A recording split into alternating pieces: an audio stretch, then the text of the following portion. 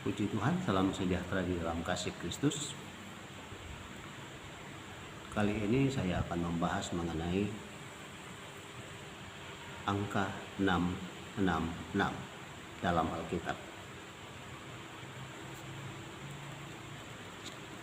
Saya akan membacakannya dulu dalam beberapa ayat di dalam kitab Wahyu. Saya baca mulai dari Wahyu pasal 13. Sebenarnya ayatnya mulai ayat 11 sampai ayatnya yang ke-18. Tapi saya akan membacakannya mulai ayat 15 saja. Ayat 15. Ayat 15, dan kepadanya diberikan kuasa untuk memberikan nyawanya kepada patung binatang itu, sehingga patung binatang itu berbicara juga dan bertindak begitu rupa sehingga semua orang, perhatikan, sehingga semua orang yang tidak menyembah patung itu dibunuh. Dan ia menyebabkan sehingga kepada semua orang, orang kecil atau orang besar, orang kaya, orang miskin, orang merdeka atau hamba, diberi tanda pada tangan kanannya atau pada dahinya. Dan tidak seorang pun yang dapat membeli atau menjual selain daripada mereka yang memakai tanda itu, yaitu nama binatang itu atau bilangan namanya. Ayat 18 kita perhatikan ayat ini. Yang penting di sini ialah hikmat. Yang penting di sini ialah hikmat. Barang siapa yang bijaksana, baiklah ia menghitung bilangan binatang itu, yang bijaksana menghitung bilangan binatang itu, karena bilangan itu adalah bilangan seorang manusia. Perhatikan, bilangan itu adalah seorang manusia. Dan bilangannya ialah 666.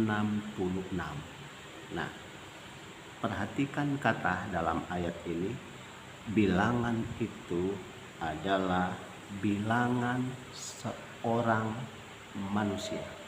Jadi angka 666 itu merupakan bilangan seorang manusia. Ada beberapa informasi yang sangat kontroversi, mengenai angka 66. Dulu ada yang mengatakan bahwa komputer itu termasuk angka 66. Barcode itu juga angka 66. Microchip 666. Internet, paspor, EKTP, HP, SIM card. Bahkan yang terakhir kita mendengar bahwa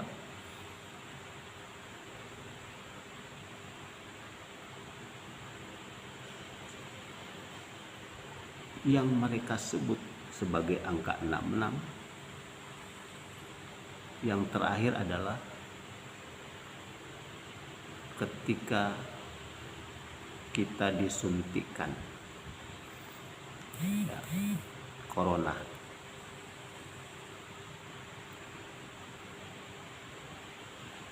Vaksin. Ada yang mengatakan bahwa vaksin itu adalah angka 66, angka antikris. sehingga banyak orang yang enggan untuk suntik, ya. Karena dengan alasan itu adalah angka antikris. Bahkan ada yang mengatakan bahwa masih ada juga orang yang nggak punya KTP, ektp dengan dasar itu. Karena ektp itu sudah merupakan bagian dari angka 66 atau antikris. Saya mau katakan begini, inilah cara pandang yang keliru mengenai angka 66. Ya. Padahal di dalam ayat yang kita baca tadi, angka 66 itu simbol, ya, atau literal. Kalau kita berbicara mengenai simbol dalam Alkitab, contohnya ada ayat yang mengatakan bahwa dan gunung-gunung pun melompat memuji Tuhan. Oke, itu ya.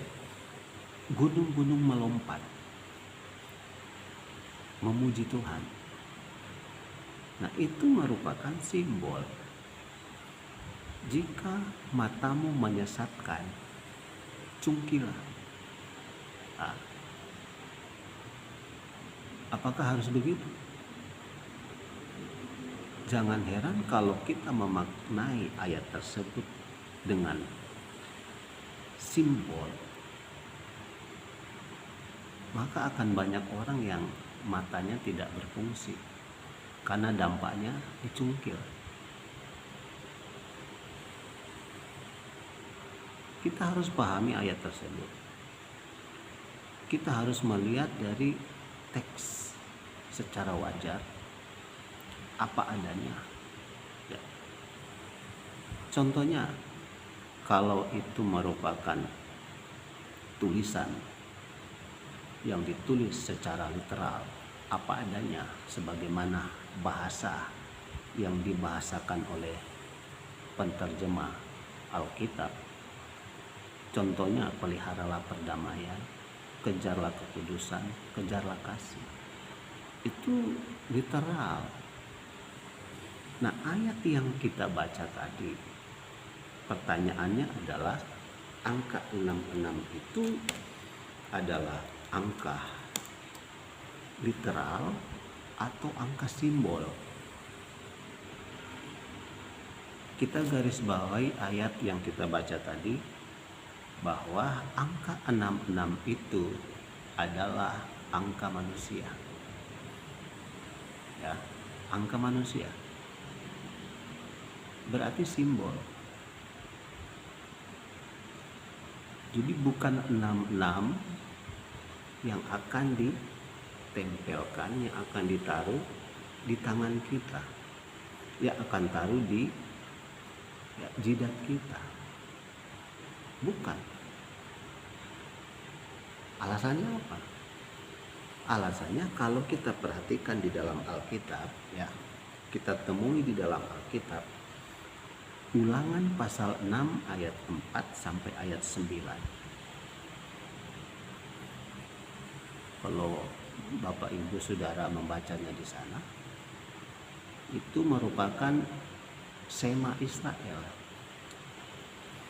Ya, jadi Tuhan menyampaikan kepada bangsa Israel agar supaya firman itu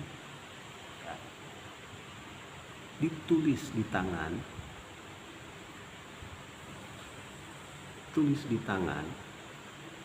kemudian ditaruh di dahi. Pertanyaannya adalah, apakah ayat tersebut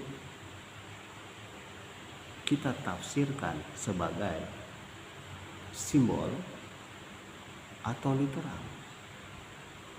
Kalau kita memaknai ayat tersebut bahwa firman itu ditulis di tangan kita, kemudian firman itu ditulis di dahi kita, seberapa banyak tangan akan ada tertulis di tangan kita, dengan seberapa banyak ayat-ayat Alkitab itu tercatat di dahi kita.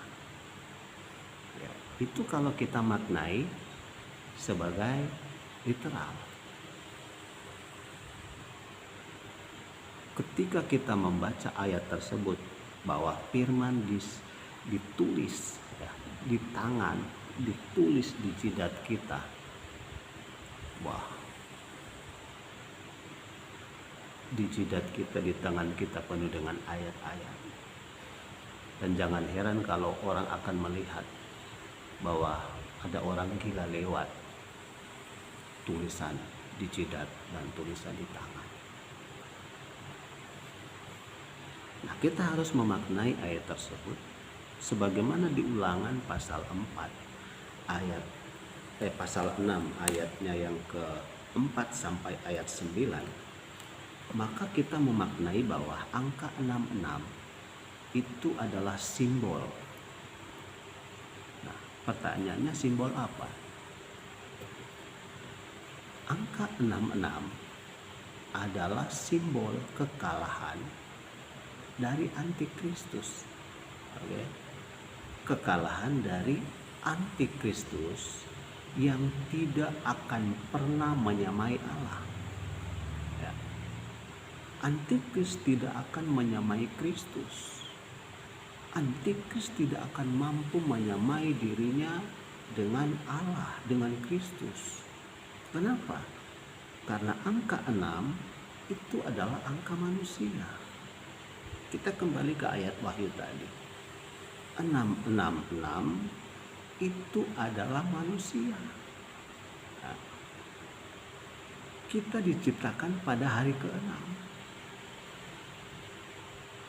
Nah, kita mulai berpikir sampai di sini. Angka 66 itu bukan dipahami secara literal. Itu simbol dari manusia yang tidak akan pernah mampu menyamai Allah, dan manusia diciptakan pada hari ke-6.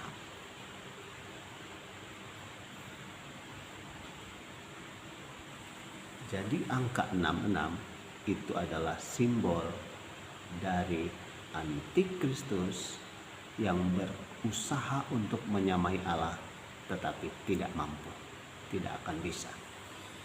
Siapapun manusia yang ada di dunia ini yang berusaha untuk menyamai Allah tidak akan pernah. Ya. Kekuatan manusia termasuk antikristus di akhir zaman tidak akan mampu menyamai Kristus. Tidak akan mampu menyamai Kristus. Itulah sebabnya kita temukan di dalam kitab Wahyu ada banyak simbol angka mengenai 777. Ya, simbol mengenai angka 77. Kenapa? Angka 777 itu merupakan angka pembalasan terhadap angka 666. Ya, pembalasan terhadap manusia yang hidup dalam kejahatan. Itu artinya. Oke. Jadi bukan apa yang dicatat di tangan, apa yang ditulis di dahi kita. Bukan itu. Nah, kita akan menyoroti lain ya, dalam satu kisah di dalam Alkitab mengenai salah satu tokoh yang luar biasa yang hidup pada zamannya. Ya, tokoh tersebut adalah Raja Salomo. Kita tentunya akan mengetahui tentang Raja Salomo. Nah, Raja Salomo kalau kita perhatikan, ya, dia adalah seorang raja yang sukses pada zamannya. Dia adalah seorang yang luar biasa pada zamannya. Kekayaannya luar biasa, ya. Kerajaannya luar biasa. Kita temukan di dalam Alkitab ketika dia mulai memimpin sebagai raja, ya, ada banyak tantangan, cobaan yang harus dialami. Ketika Tuhan berkata kepada Salomo, apa yang engkau inginkan? Apa yang engkau mau? Salomo berkata, saya tidak mau kekayaan. Ya, ayatnya ada di dalam Alkitab. Saya tidak mau harta kekayaan. Saya hanya mau hikmat. Luar biasa.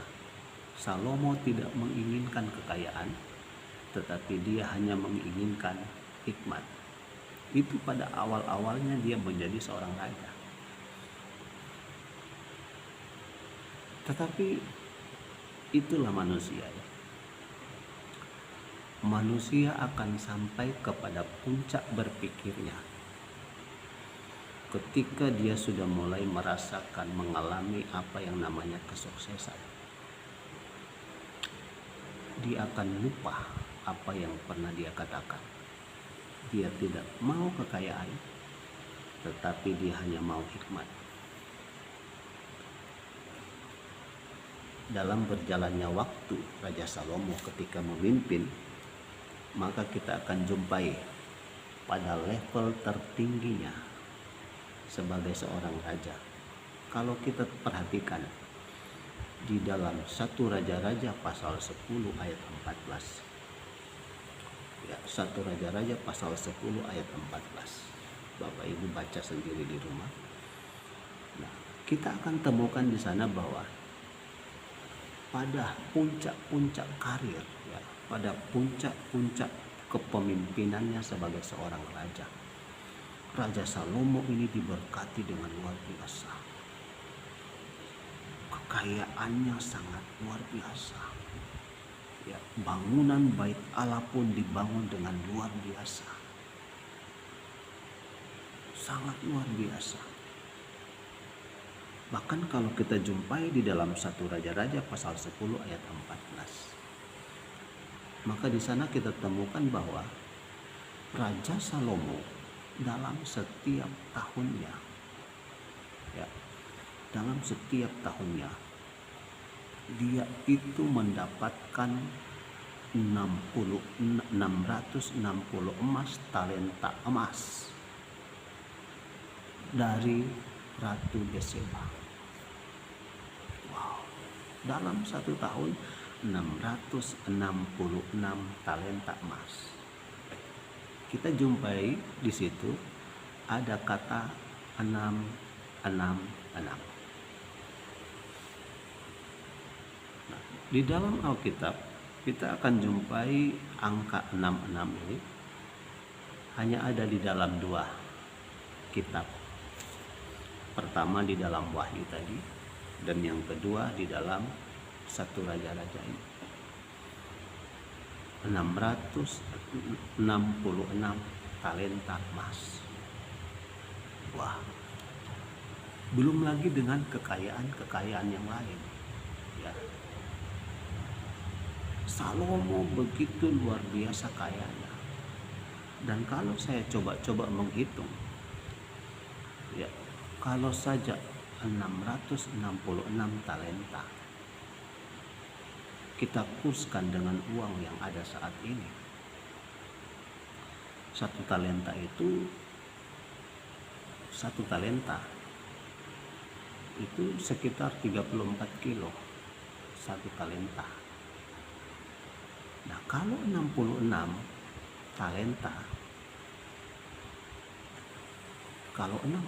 talenta, berarti ada sekitar 23.000 kilo. 23.000 kilo emas tiap tahun Salomo menerima. Kalau katakanlah emas itu saat ini, ya,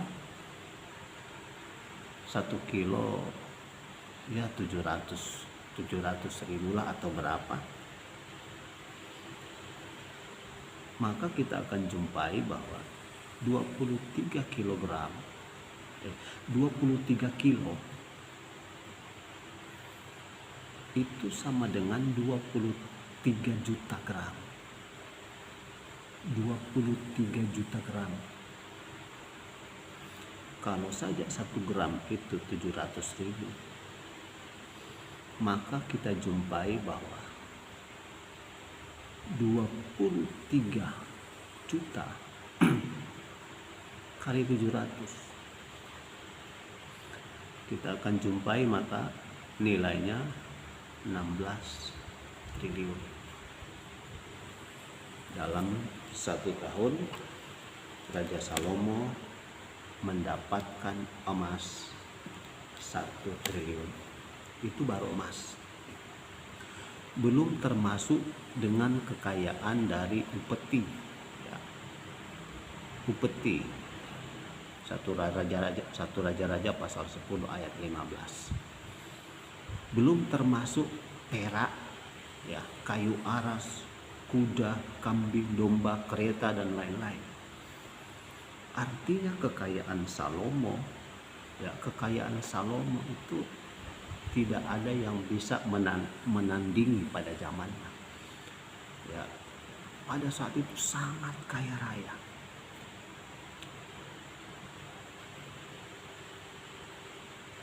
Terus apa hubungannya dengan angka 66?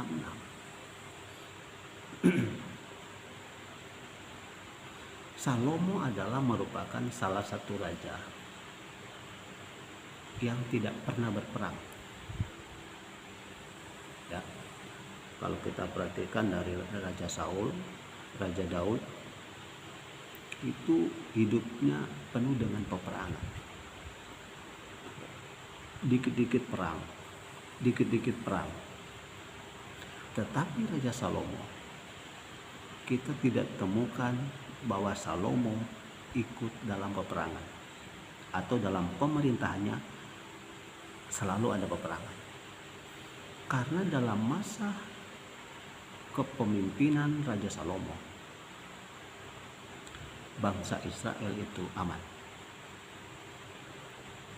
Ya, pemerintahan Israel yang dipimpin oleh Raja Salomo itu aman, tidak ada perang, damai. Israel damai, Israel aman. Bait Allah di Yerusalem ada. Bahkan pada saat itu Yerusalem itu menjadi ibu kota dari Israel. Itu pada zaman Raja Salomo. Tetapi yang sangat mengherankan, Alkitab mencatat bahwa Raja Salomo ini memiliki istri yang banyak. Memiliki istri yang sangat banyak. Tercatat bahwa istrinya 700, 300 gundik. Artinya dia punya istri 1000. Kekayaan itu bisa membuat apa saja menjadi mungkin, termasuk punya istri banyak. Yang luar biasa kita temukan bahwa di dalam Alkitab, ketika Raja Salomo punya istri yang banyak, Alkitab tidak mencatat bahwa ada istri-istri yang protes terhadap suami yang namanya Salomo. Semua istri dengar-dengaran kepada Salomo. Semua istri tunduk kepada Salomo. Pertanyaannya adalah, kenapa istri yang 1000 tidak ada satupun yang protes dengan Salomo?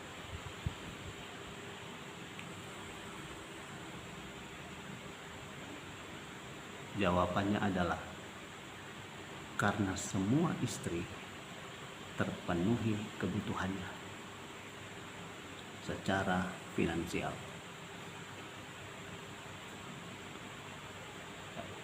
Mungkin secara batin tidak memenuhi, tetapi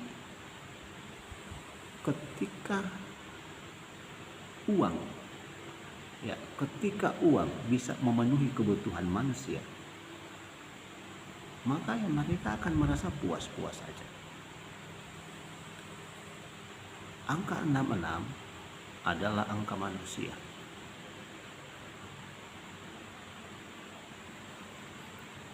Di dahi manusia, yang ada dalam pemikiran manusia, hanyalah uang.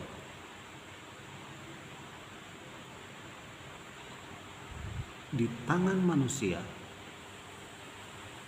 hidupnya hari demi hari, yang dikejar hanyalah uang.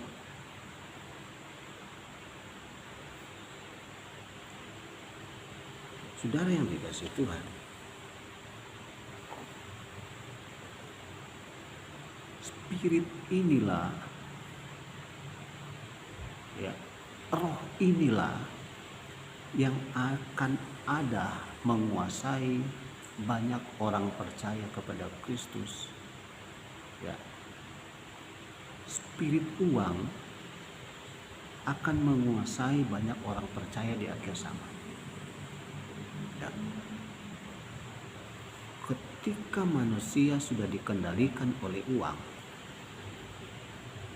siapapun dia, termasuk orang percaya kepada Kristus, termasuk kepada kita semua saat ini, ketika spirit roh dari antikris itu yang dikuasai, yang menguasai pikiran kita adalah uang, maka pada saat itulah roh kita sebenarnya sedang memanifestasikan uang, dan bukan Kristus. Ya, bukan Kristus. Hidupnya yang ada hanyalah berpikir tentang uang, kerja yang dipikir tentang uang. Kita tentunya butuh uang, ya. Tetapi Alkitab juga mencatat bahwa akar dari segala kejahatan adalah cinta akan uang. Cinta uang berarti kehidupan yang dikuasai oleh uang. Di akhir zaman ini, roh antikris akan mengkondisikan hidup kita, akan mengkondisikan roh kita untuk bergantung kepada yang namanya uang, untuk mengandalkan kepada yang namanya uang. Roh antikris akan berusaha agar supaya menggantungkan hidup kita itu kepada uang, bukan kepada Kristus. Bukan kepada Kristus.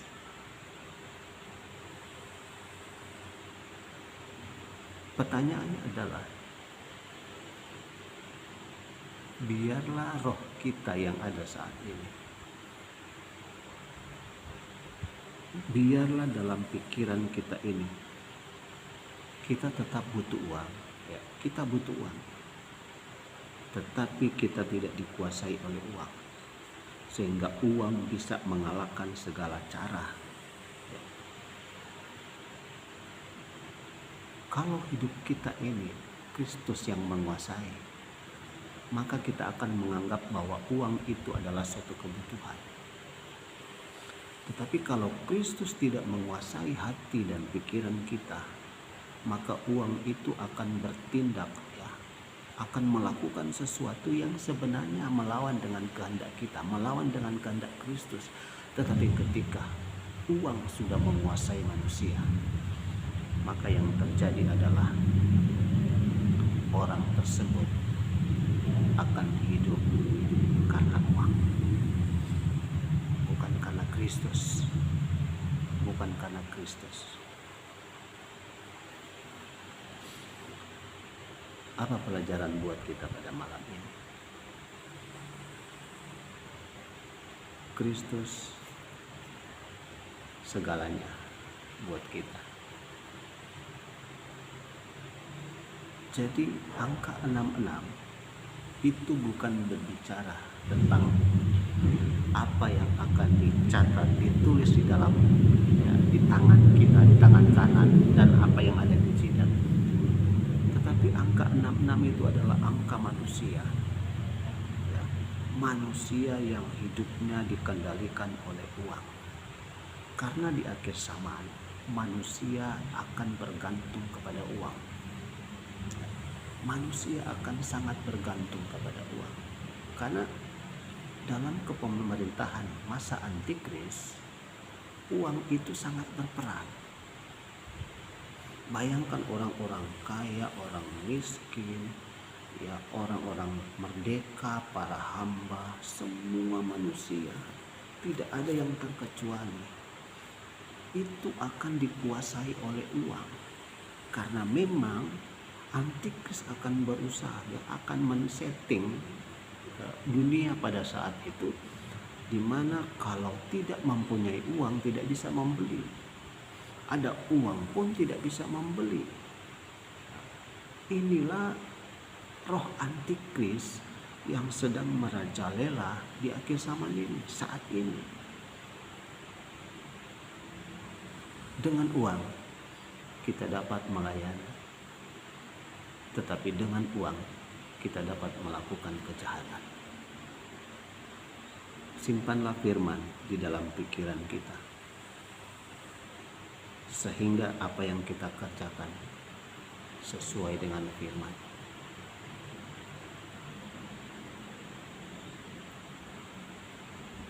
Kiranya pemahaman kita boleh sampai kepada apa yang menjadi keinginan Kristus. Biarlah tetap Kristus yang selalu ada dan menguasai hidup kita, dan bukan apa yang ada di dunia ini. Mamon bisa mengantar kita kepada hal-hal yang buruk, tetapi mamon juga bisa menghantarkan kita kepada hal-hal yang baik. Lakukan firman Allah, maka Kristus yang ada di dalam kita lebih besar, akan memampukan kita untuk kita dapat menjalani kehidupan yang makin sulit di akhir zaman ini. Bersama Yesus kita dapat melakukan perkara yang besar. Puji Tuhan. Tuhan Yesus memberkati kita semua. Shalom.